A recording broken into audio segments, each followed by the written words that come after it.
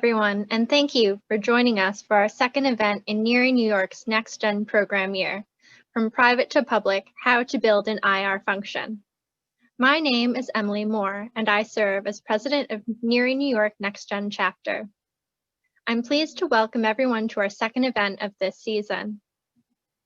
As we begin the new year, we remain focused on providing professional development opportunities that are specifically tailored to the next generation of IR leaders.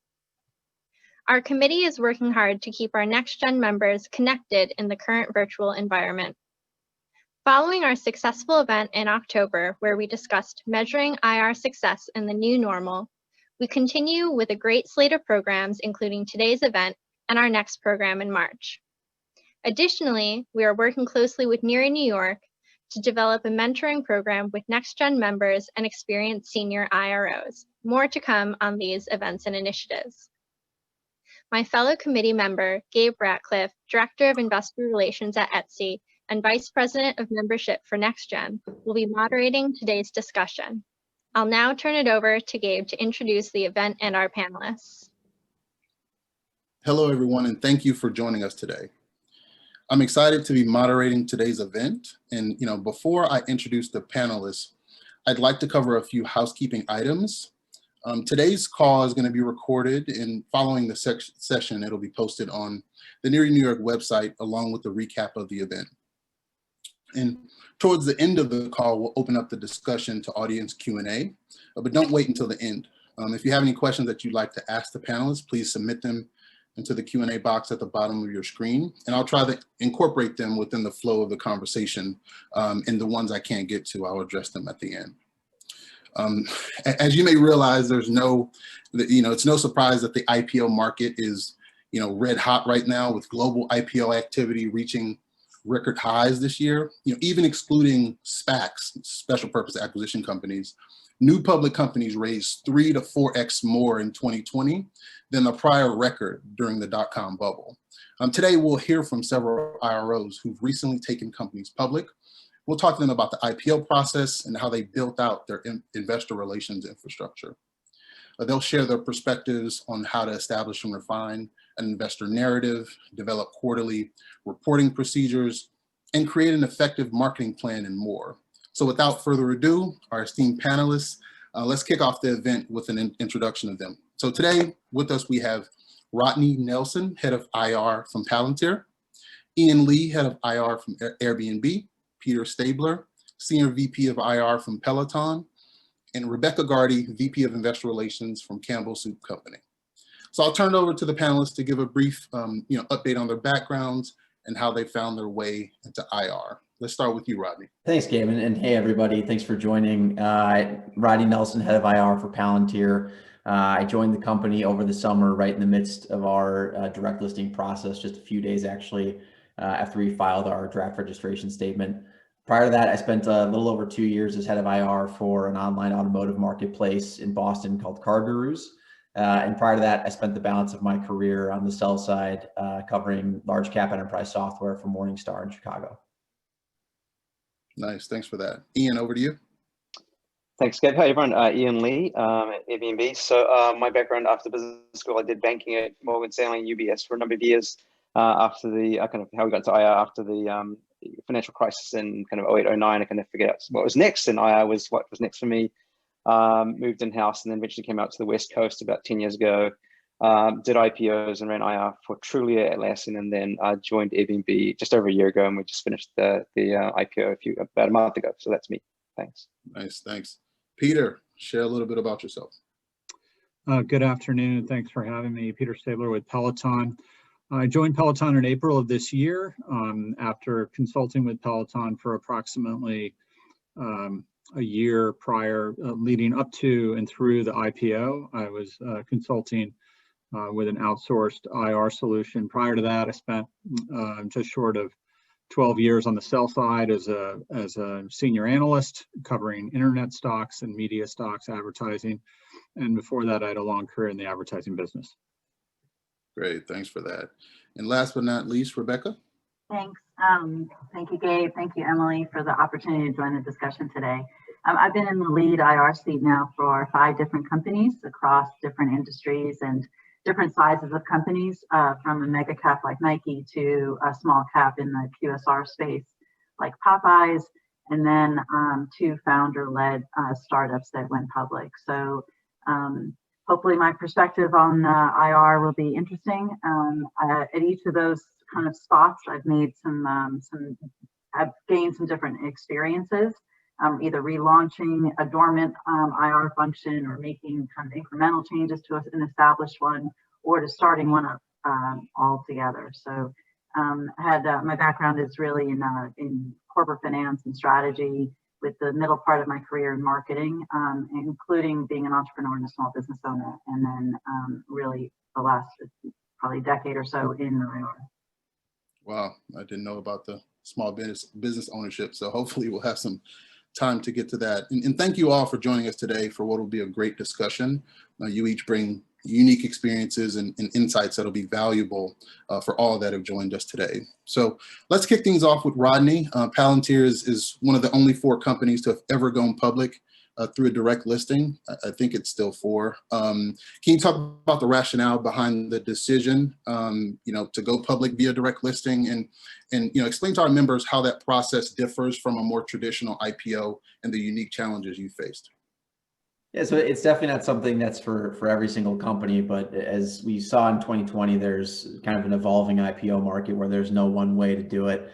And what really attracted us to the direct listing were a couple of things. Number one, we were coming to market with a very strong balance sheet, and so there wasn't a really outsized need for capital. We raised several $100 million from a partner that we've established in Japan, Sampo Holdings, over the course of the year.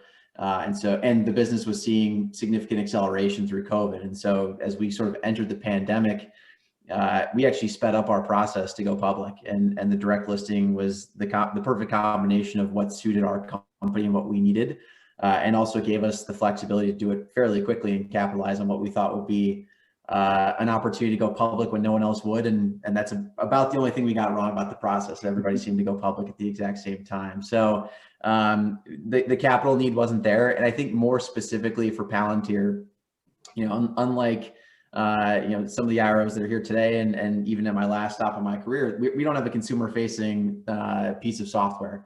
Outside of our partners, our customers, and our investors, not a whole lot of people have seen our software. And so what the direct listing gave us was the opportunity to do a public facing investor day, showcase the product, showcase what it does on behalf of our customers, and also just showcase our depth of talent at Palantir. We're an organization of about 2,400 people, and every single Palantirian is unique and extraordinarily talented. And that rarely comes through in a traditional process. And in our investor day, we got to showcase probably 30 or 40 individuals walking through our product, how it's used by our customers. And that allowed us to put our best foot forward. And so the combination of all those things attracted us to the direct listing. And maybe last but not least, it also gave us the opportunity to talk about not just 2020 guidance, but also give an outlook for how we saw the business growing in 2021 as well.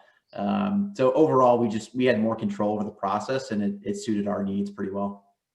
That's awesome. So talk to me about some of the things, like when you think about a traditional IPO, you have a marketing period and a cooling off period. Were there any of the logistical or mechanical things that you went through that someone who's traditionally going through an IPO would or wouldn't have? So we actually did borrow, we were able to pick and choose kind of the best of both worlds. And so we actually did do a lockup with our direct listing. And so our lockup will expire just after we report fourth quarter earnings later this quarter. And so we did choose to implement that. We have a very large stable of shareholders. We were a private company, for a very long time, 17 years.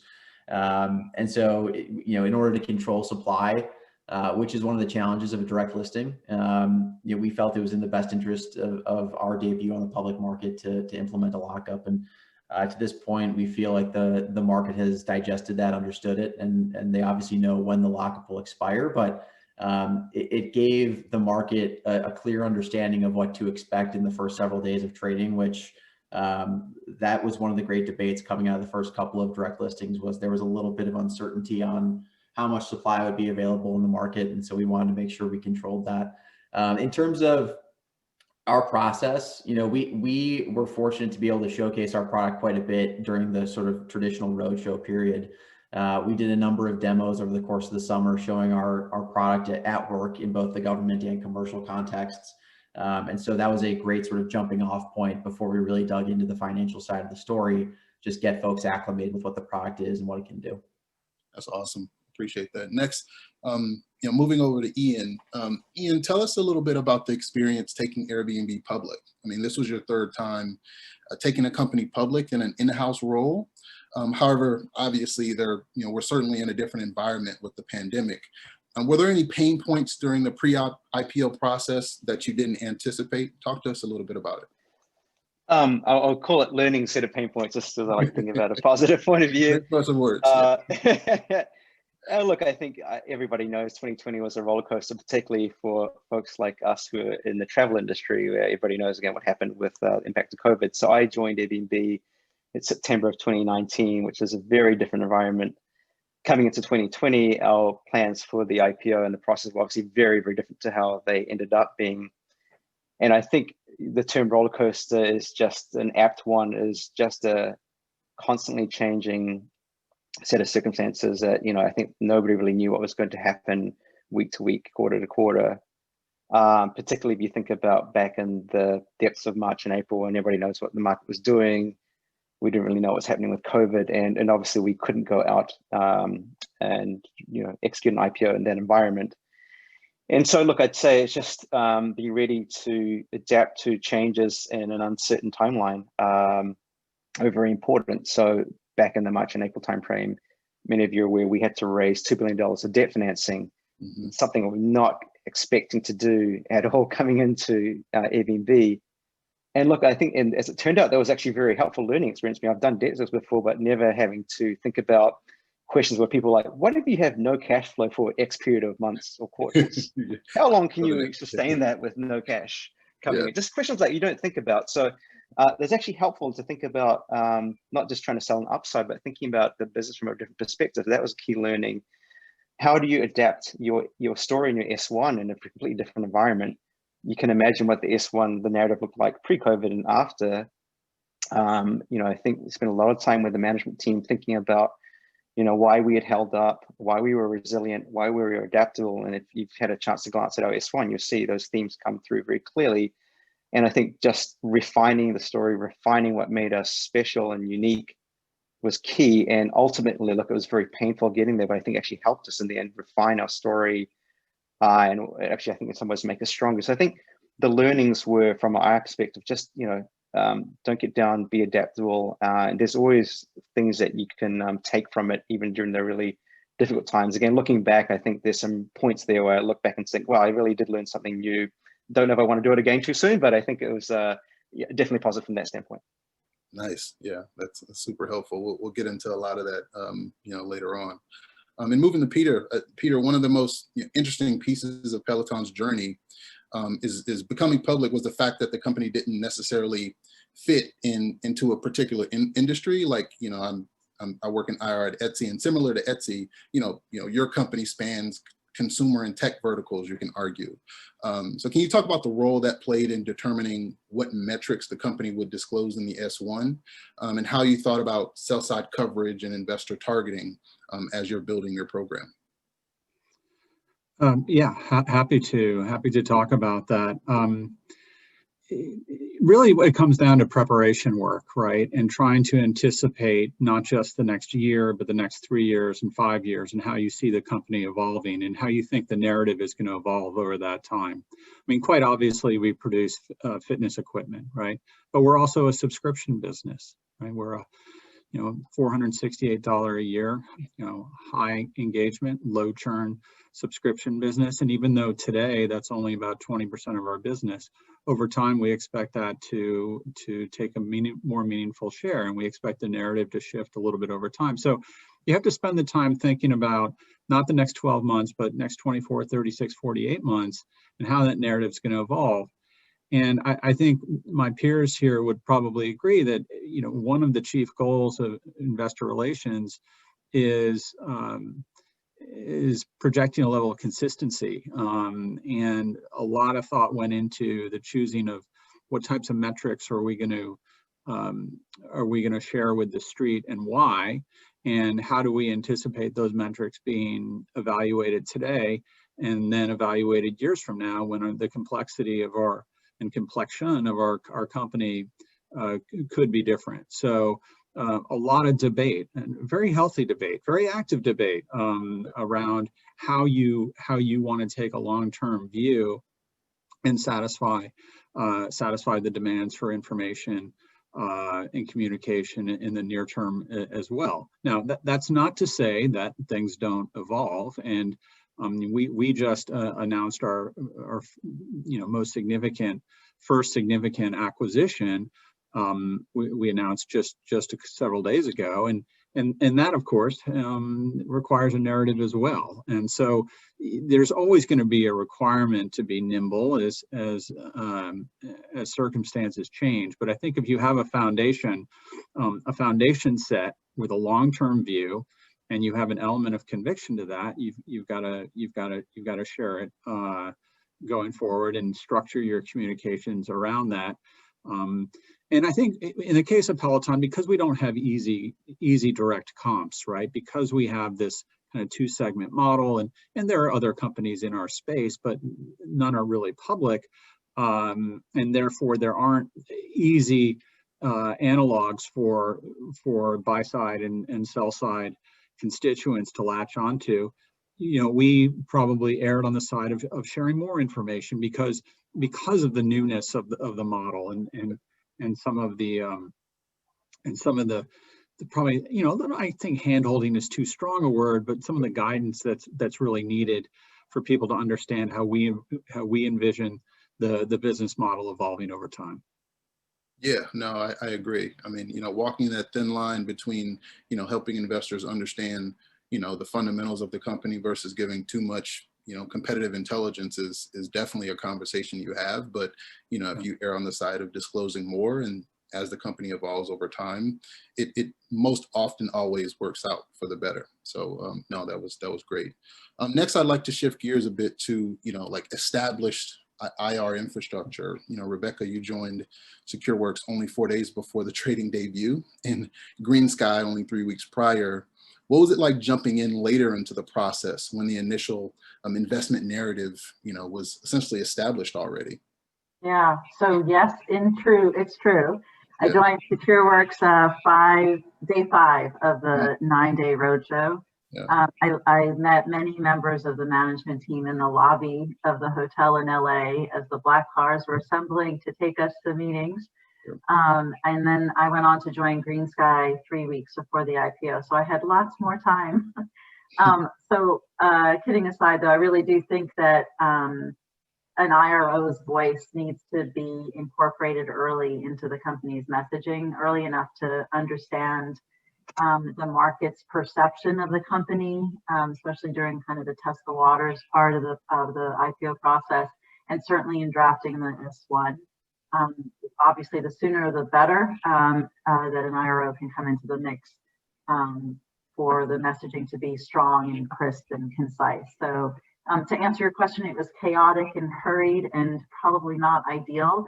But on the bright side, like Ian was saying earlier, to put on the positive spin, on the other hand, what better way to get to know the company than to watch the CEO and CFO in action delivering their story to the investor base in real time, 70 times in a couple of days with back-to-back meetings throughout the days.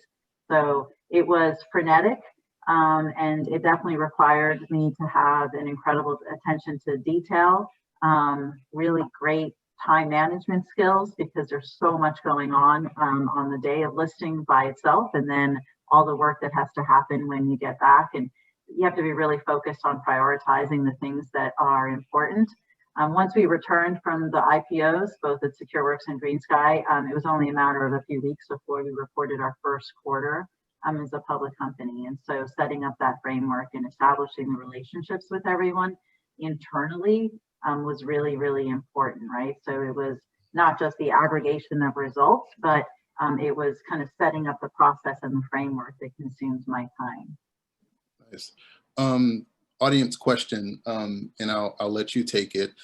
Is there something that you implemented in your newly public company versus companies that have been public for some time? Were there, processes or things that you, kind of pulled forward to help shape that narrative as you went on your listening tour, to kind of listen to investors and kind of hear the story for the first through the many times until you got a chance to shape it? Yeah, do you want me to take it? Yeah, no, it'd be good for you to take it. Yeah, I mean, I think one of the, and this was specifically to the Dell spin out, SecureWorks.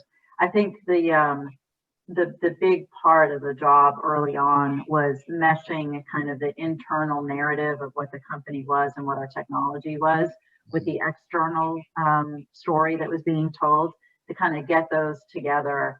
And so I worked really closely with the chief marketing officer to kind of rationalize that message, right, and to integrate it, because it really wasn't.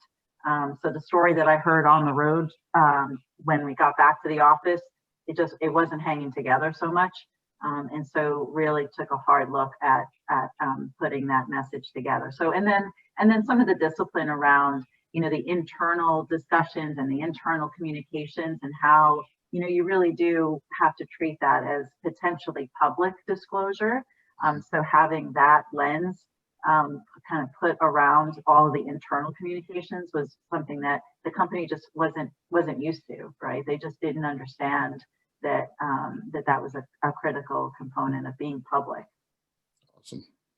Yeah, moving back to Ian, you joined Airbnb more than a year prior to its IPO. Can you talk about some of the experiences in building out the IR functions at Airbnb so far? And how did that experience differ from the prior two firms that you took public? There's obviously many ways I could tackle that. The one I was going to focus on was just, how you think about, I think Becca just mentions about how you tell the story, and the narrative is something you spend a lot of time on when you come in, and you have to first know the company. So getting your understanding of the company first before you do that. So for example, I've spent a lot of time just informally networking with different people across the firm to build that knowledge, really digging, reading, talking to a lot of people. But the only thing about how you use that to craft the narrative is key. So as I kind of alluded to before, the Airbnb narrative was very different to when I joined to ultimately ended up being given COVID.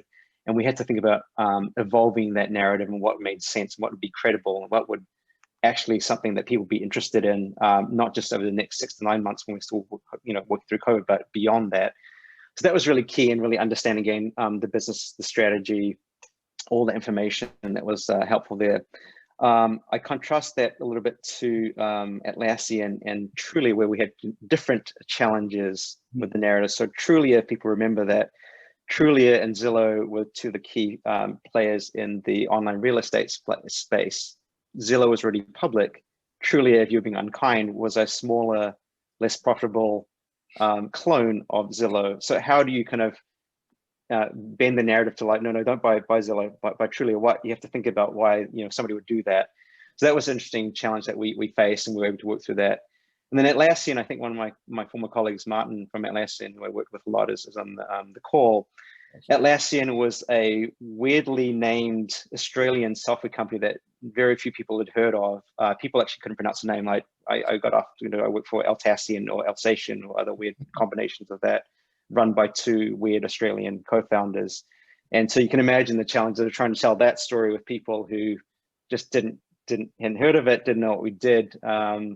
Very different business model to most enterprise software companies. So the question about how you think about building infrastructure and setup, one of the key things that I've always focused on is getting, what is the story, what is the narrative, what is credible, what can stick, how does that need to evolve?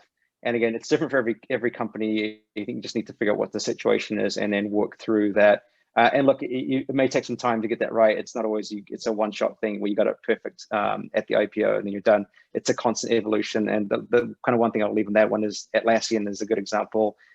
People still didn't really know what we did after the IPO. It took probably the better part of 1.5 to 2 years before people started to understand that this is actually a real business with really good characteristics and a great story. It just took a while.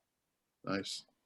Yeah, let's bring Rodney back in the mix. So while you were managing the listing process and the investor day, you also reported earnings less than 2 months later. What was it like preparing for your first earnings cycle? It was controlled chaos. I mean, fortunately, everybody was already in the mindset to kind of tackle this problem head on and produce the company's first quarter. But it was a new experience for most people that were involved in the process. I'm not a super long tenured IRO. I did 9 quarters in my last company. I was on the other end of a lot of quarters on the sell side. But a lot of folks hadn't met one another. I was hired in the midst of COVID. I had not met a single colleague until we gathered in Palo Alto to report earnings. Our chief accounting officer was in the same boat, and several members across finance and the executive team had never met face to face. So we were in good position to have everyone just charge after the same goal, try to take the same hill. And I think that actually that led to a very good process, despite all the initial chaos of trying to figure out how we're going to take what we just said on the road and make it meld very well with the Q3 results that we just put up. And so the outcome, I think, was actually one of the best quarters that I've been a part of as an IRO. We had a very intensive war room for 2 or 3 days in Palo Alto. That was it was a very myopic set of targets, but they were all focused obviously around earnings. And so the end result, I think, was a very stellar set of results and very well prepared executives for their first set of Q&A as a public company. And I think that was a little bit of culture shock for them, because during the IPO or the DPO process, I should say, the numbers are in the S1. They're sitting out there for weeks and months before you actually go public. You've kind of got your canned answers for any financial question that comes your way, but you really don't know. You can try to guess and game plan for what's going to happen. But Palantir, we like to control our own destiny as much as possible. That some of that flies out the window when you report quarterly earnings. And so having that opportunity to get together face to face, coming right off of the DPO, I think yielded a much better quarter than if we had, a full 3 months to prepare for it. No, that's interesting. I think one of the most underappreciated things in IR is, when you first take the job, like going around and meeting who your allies are internally. And, when you have a question, you need to know where to go get the answer. And, meeting your colleagues is definitely important. So I'm glad you mentioned that. And bringing Peter back in, Peter, Peloton has been public for a little over a year now. In establishing the IR function. Talk to us about, what's worked well and also what hasn't worked as well as you'd like. Well, I'm still waiting to get that IR infrastructure in a box that Ian promised me months ago. I don't know if it's USPS or what, but what's worked well. I think we've been reasonably successful in establishing our narrative, as all of my colleagues have talked about. It's fundamental. And I love, what Rodney just talked about. The transition from the sell side to corporate has been fascinating, right? Kind of by definition, the sell side is not a team sport, right? Sell side, analysts are all their own little islands, and yeah, you might be friendly with the guy who covers energy, but ultimately you have zero working relationship with them. And what I really loved about coming into a company like Peloton, which I'm sure exists across my peers' companies as well, is getting back into a collaborative environment where, spending time with the legal team and the tax team and the treasury team and corp dev and strategy and FP&A, it's so much learning from osmosis, and that equips you for probably the other biggest piece of it, which is the empathy part of it, right? Where I get asked this question all the time. What don't investors get about Peloton? And I hate that question. And the reason I hate that question is that it presumes that they don't get it. Like, who am I to presume an investor doesn't understand? What I really like talking about is the areas of debate, right? Because when you talk about areas of debate, then you suggest that the folks who have a different view, have an educator for a formed view based on their their analysis of the facts. And I love to debate aspects of our business, but I would never want to start from the stance of here's what you don't get, I always hated that when I was on the sell side, right? I think I get it. We might disagree, but don't tell me I don't get it, right? So I think, starting from a point of collaboration where you have all these amazing assets internally, and they can all offer you something. Every bit of that expertise can offer you a granule of knowledge that at some point will come to bear in your role, and then applying that with as an empathetic view. So I think we've been pretty good on that.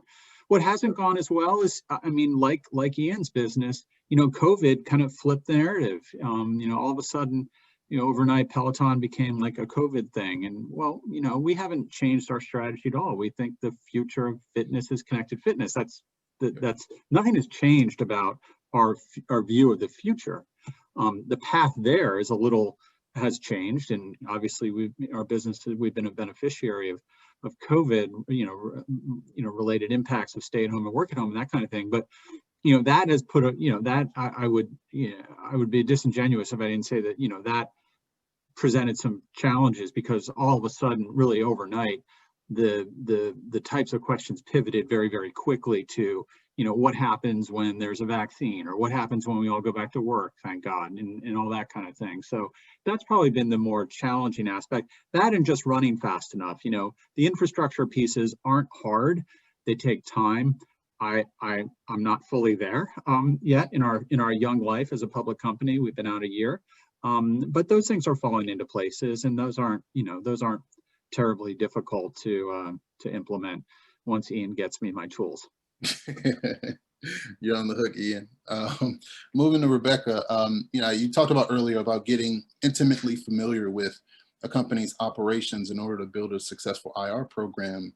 Can you talk about your transition into IR from marketing and how that aided your ability to reestablish the Popeyes investment thesis? Yeah, sure. So, clearly it's not necessary to spend time in other divisions before becoming IRO, because I haven't done it every single time. But I do think that it absolutely benefited me to do it at Popeyes. So when I joined the company as head of strategic marketing, I was working directly for the CMO. And so I had an opportunity to really understand the products, the competitive landscape, the value proposition of the company, and really build relationships with the franchisees. And I even volunteered to do the drive-through line. So that's definitely not my strongest moment, but it did give me an appreciation for some of the operational challenges that the company was trying to message.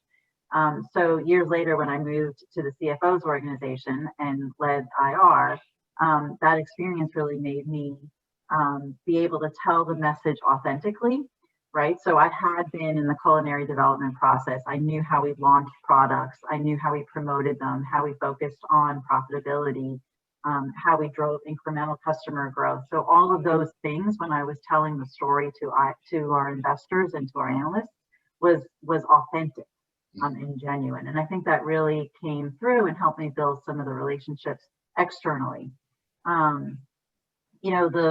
Like I said earlier, the IR function at Popeyes was somewhat dormant when I started. So, like, for example, I held the first investor day in like 9 years when I started there. They had been public, but I dare say they were pretty much doing kind of the minimum, check the box. I was able to really tell the story of Popeyes' kind of revival and resurgence, and it showed up in the stock price, right? So we ultimately sold the company. But that same experience though at Popeyes, I think, helped me later on at Nike, and then the 2 startups that we took public, and now at Campbell's, right? What I took from that first role was, by now I know how to ramp up on new industries, right? From QSR to footwear to cybersecurity to fintech and now to CPG. It's really not the what we do part, it's the how to learn it, right? And it's how to cut through all the noise and really get to the most kind of relevant, salient points of the story, so that we can tell it to the street, right? So I think at the crux of that is how to build relationships internally, right? So in IR, most of us don't have big teams, so we don't really, lead through direct reports, we lead through influence, right? And it's that building of relationships and the ability to influence people throughout the organization, whether it's in marketing or in operations and across the company, so that they can provide us with the information to ultimately be successful in the storytelling. So to me, I think that's been the key to really build the relationships to accelerate my ramp up in understanding the company, and then lend the authenticity to the storytelling. That's awesome. Yeah, definitely a lesson within there.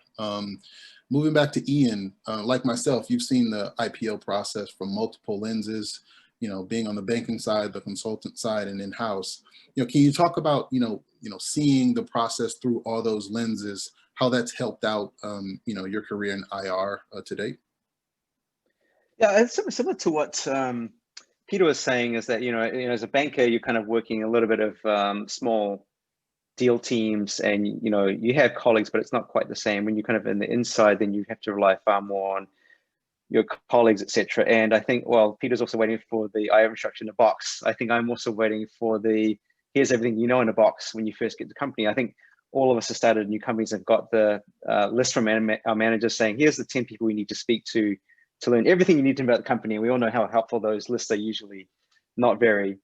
And so I think I've always reasoned in IR, I can't be an expert talking to somebody on the outside unless I actually know what's going on the inside. And, there's very few ways of doing that. Typically, you can read a lot, but ultimately you just got to go speak to people. And I think Rebecca also mentioned as well, those informal networks are critical. And I've always spent the first period of time just trying to figure out and talk to people across different groups. There's the usual accounting, finance, comms, but other groups, product marketing, engineering, customer support, just things that you wouldn't normally talk to, just to find out all the different elements of how a company comes together and ticks. You'll find that it's all super helpful in terms of your forming your understanding. And I think the other thing you'll pretty quickly find is that it's usually not the most senior person in an organization who's the most helpful. It's probably the person who's, 2 or 3 levels down, who's actually probably going to be the one who's more willing to help and talk to you every quarter when you need help, because that one, they're probably not as busy as the most senior person, and 2, they actually often are dying to tell somebody about what they do on an everyday basis. I found that's actually the case. They want to share because they are often underappreciated in their own right. And so, as an example, when I got to Atlassian, a good number of people were actually down in Sydney. So I flew down to Sydney to spend a lot of time like, hey, you don't know me, you don't know what I do, but I'd love to get to know you, and this is why. And like, most people are usually really willing to chat and find out a bit more about what you do. And frankly, also, if you're helping a company go public, they're usually willing to chat for other reasons, just self-interested in what's going on with that, which you can't talk too much about. But I found that process super helpful every company I've joined.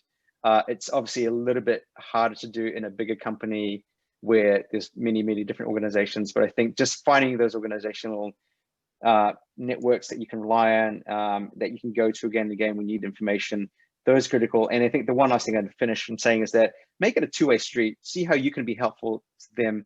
For example, if it's somebody in engineering, they often know, well, how does everything I tell you, how is that going to actually be helpful? And explain to them, like, look, this is super helpful because we get questions on pick a topic, our infrastructure. Investors are super interested in that. This is what they ask about. This is how you can be helpful in kind of answering those questions. I think it's really valuable. So again, make it a two-way street when you're doing that. Awesome. Yeah. Hey, Gabe, I would add, one of the things that I've done at some of the companies has been literally holding like lunch and learns, right? So for the startup companies, like I'm probably the first IRO they've ever met, right? Like they don't even know what we do. It's not a function that existed. They don't know why I'm going to be asking questions, right? Why I'm up in their business all the time. And so I've held these lunch and learns, right? Where, it is a two-way street, right? Because it's a little bit of like, this is how the capital markets work, right? And so, everybody's a retail investor and they're very interested in the market dynamics, right? And it also helps tie into, helps tie their roles, right? Like what I do sitting in IT or in product development, how does that show up, right? In the story that you tell to the street. So they are very interested in coming to those. And I've also sat in on like departmental town halls, right? So whether it's the marketing town hall or the IT town hall, and just been really delighted and surprised at the interest in learning about IR. Again, just because it's not a function that a lot of people are aware of, especially in the pre-IPO space. Yeah, actually, sorry, it's a good point, Rebecca. It's one I forgot to mention is that I did some kind of similar lunch and learn things with different members of accounting, finance, legal, for example. What is the buy side? What is the sell side? How does a side analyst actually, what do they do and how do they think about it? So those were actually super well received, and I think that's a great idea. Yeah, I just did one at Campbell's, and Campbell's has been public for a long time, but it was like, wow, this has never happened before. No one's ever told us what IR does. Yeah. So it's pretty cool. Yeah. And I'll add one thing to that, which I think is helpful in the context of companies with management teams that perhaps might be in leadership roles at public companies for the first time, is that you spend a lot of time on the street in the sell side or buy side.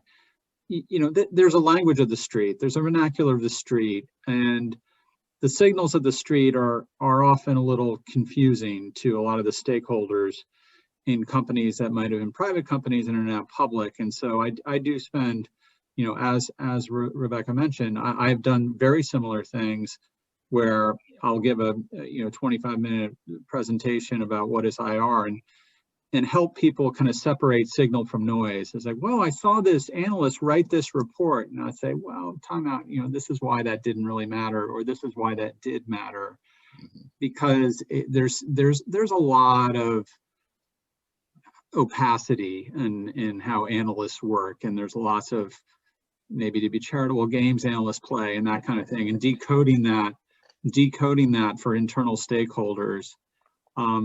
Yeah, it's really appreciated, frankly, and you know, and actually, it's pretty important too to help people understand the really specific roles that are played and why the buy side listens to the sell side sometimes, but very often they don't, and that kind of thing, and how those interrelationships work. Yeah, I also think it's helpful from a personal perspective too, you know, because at Etsy, you know, everyone gets equity in the company, and they get equity in the form of RSUs. And, you know, a lot of our engineers don't know the mechanisms of the stock market, and, you know, what makes their RSUs more valuable or less valuable. And when we have those conversations, they appreciate it and they get interested in it. And, you know, they say, hey, I heard you on the call last night, you know, great call. So I think that, you know, from a personal level, you know, I think you can bridge the gap with, you know, some of your employees that way as well. Yeah, so next I'd like to, you know, ask a question for all of the panelists. You know, quite frankly, you know, as you know, our next gen members are IR professionals that are earlier in their careers. You know, so I'd love to hear about, you know, how you think about adding or growing talent on your teams. And also, what are the qualities and skills you look for more junior and mid-level members on your IR team? So let's start out with you, Rodney. Yeah, you know, I think the toughest thing to teach is communications. And so if you can take time to refine those skills, both verbal and written, that's going to get you a long way. You can learn the financials, you can dig into sell side models and kind of understand how they work enough to be dangerous. You can learn that aspect, and you can also learn strategy. You can understand what the business is trying to do, what the 3 to 5 year outlook should be. But if you can distill all that stuff and actually communicate it really well, that's an invaluable skill in this function. And I think maybe if we're looking for something more tangible, more topical, if you can demonstrate ESG knowledge in this environment, I think it goes a long way. You know, we started to pursue it at my last company. It was really a 2-man effort. It was me and one member of our legal team that were just sort of learning it through brute force. And I know now in speaking with investors just the first couple of months out at Palantir, ESG is coming up in a lot of conversations. And so fortunately, we have the resources and the breadth of talent and the breadth of understanding of the topic writ large that we're going to be able to produce some really good work there. But most IROs, if you're at a smaller company, you're under-resourced, you're understaffed. And so if the junior person can wield some really fantastic ESG knowledge, that's a game changer. And that would be something that I think would set you apart as a candidate. Awesome. What about you, Ian? It's a very topical for me. I'm actually looking to hire for my team right now. So I think for me, and I think in the past, there's kind of 2 or 3 things that have been super helpful. One is just the core finance and accounting knowledge, which again, don't need them to be like, hedge fund traders, etc. But just, the core that is helpful. Just generally good people, social skills. I think that's a key one, given that, the amount of people you deal with internally and externally. And just finally, the ability to learn quickly. As everybody knows, things kind of get thrown at us very quickly and move all the time, and things are always evolving. So that's been super helpful. And to call out Martin on the call again, who worked with me at Atlassian. I managed to convince Martin to come over from the technical accounting team. And so he had a super strong base of finance and accounting knowledge. He'd never done IR before, but just kind of took to it. Became a great colleague, actually outlives me at Atlassian. He's still there, but he's a perfect example of kind of the things that I found this super helpful and made him successful. What about you, Rodney? I'm sorry, not Rodney, Peter. It sounds a little trite, but this is essentially the third career I've had, and I've hired probably, 200 people over 30 years. And I always look for the same thing, right? Intellectual curiosity. I mean, to me, that trumps, did I say that? That's better than anything, right? It's more important. I mean, would I like, a comfort with financial modeling? Sure, sure. If someone is allergic to Excel, they're not going to do well. But intellectual curiosity is a connective tissue across every really successful person I've hired over decades, and impresses me more than anything else. Full stop. Nice. And Rebecca? You stole my answer. I had curiosity written right down on my page. Yes, I think curiosity, because in a lot of ways, what we do is like investigative reporting internally, right? It's the ability to, kind of keep probing for the good, the bad, and the ugly. But alongside the curiosity, I think there's a level of, a healthy dose of skepticism, right? So because a lot of times the teams they know what we're up to, right? They know we're working with the CEO, CFO on the messaging. And so they put forth their best results and their best face. And, as important as that is, we also need to know how to navigate away from, the potholes. Yeah.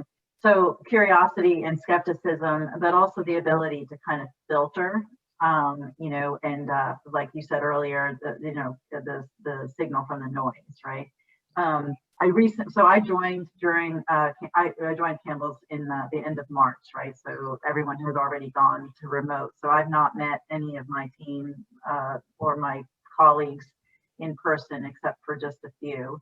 And I needed to hire my second person. And so I decided to take somebody from inside who has the institutional knowledge that I lack right now. So like now is not the time to have another new person in IR, right? I needed somebody who he has 16 years up and down the P&L, in and out of different divisions, and across sales, finance, et cetera. And so she really knows the business, and she knows who to go to for what. And to Ian, to your point, it is not my colleagues, it's her colleagues, or the one below, the level below as well, that are the go-tos for some of this information that is so critical for us as we're putting together our earnings material. So in this case, I went with somebody who had the institutional knowledge over somebody who's a seasoned IR person. But I do think that that intellectual curiosity is super important, because that's what we're doing. Yeah, I'll second that. I'm fortunate to have a similar person in the IR function here. She's got 5 years of experience at Palantir, but she's done just about everything. She's worked on deployments of our software. She's worked in marketing. She's worked in the analyst relations function with the Gartners and the IDCs of the world. She knows where all the bodies are buried. I'm kidding. Exactly. But it's an invaluable resource to have in this, especially in this environment when you can't meet people face to face. you can do the mental model of what the org chart looks like as best as you can, but having somebody that's been there and understands and knows where to go is a huge asset. Yeah, definitely leveraging her relationships, right?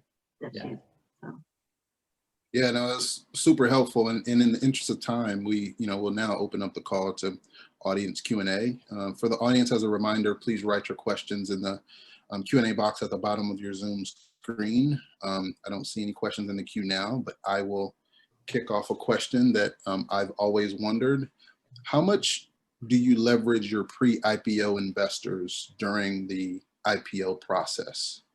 I guess, I don't know if you have any perspectives on that, Rodney. You're on the screen for me now, but any interaction with pre-IPO investors, whether, it's under the veil, like they're not aware that you're soliciting their feedback, but whether it's through surveys or just informal conversations?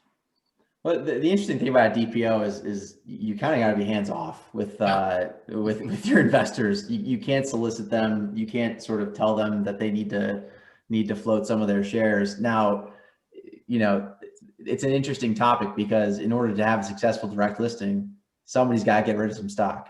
Yeah. And so, with our situation, with the board essentially saying this is in the best interest of the company to do a direct listing, they then in turn have a fiduciary responsibility to make sure that goes well. And so in some respects, they're signing themselves up to do something.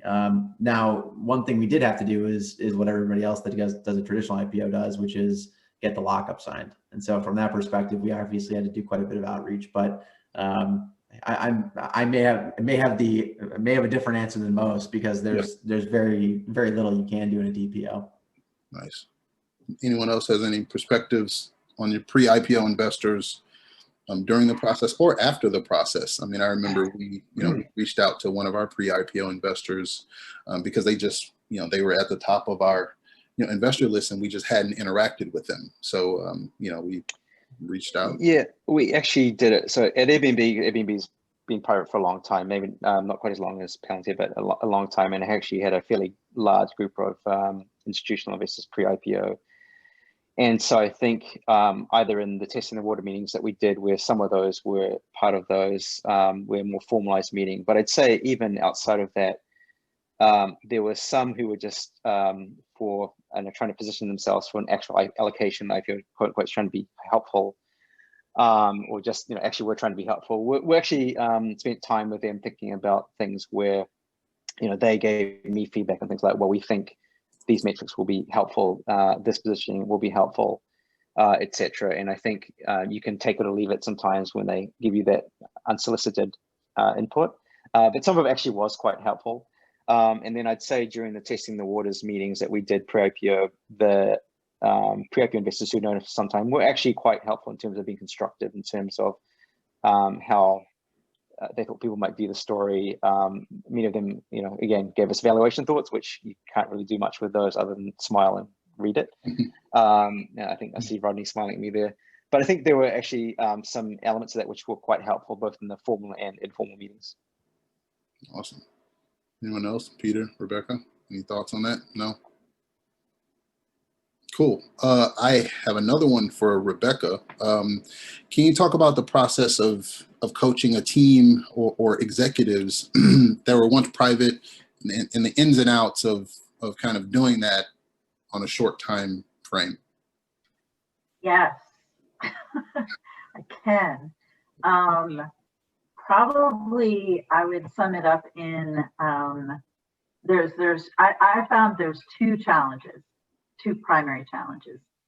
One was as a private company, and both companies were founder-led startups, right? So CEO was the founder in both of them. The free-flowing information throughout the organization was just cultural for both of the companies and not sustainable when you are now public, right?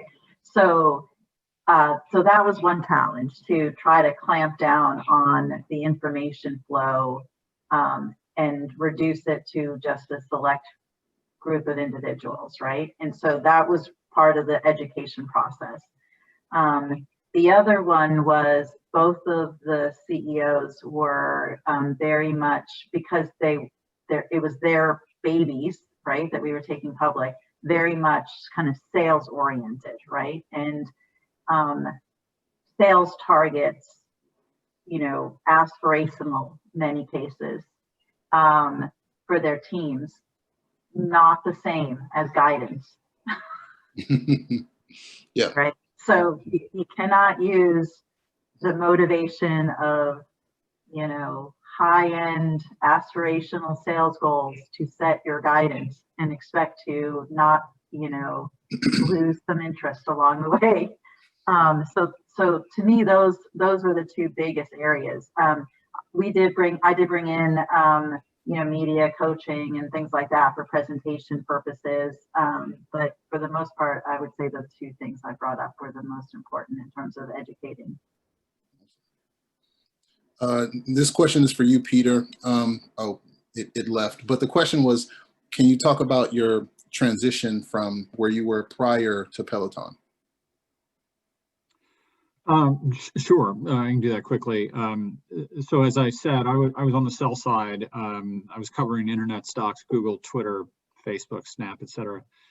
And then I decided that I wanted to hang up those spikes and get into IR for my sunset years.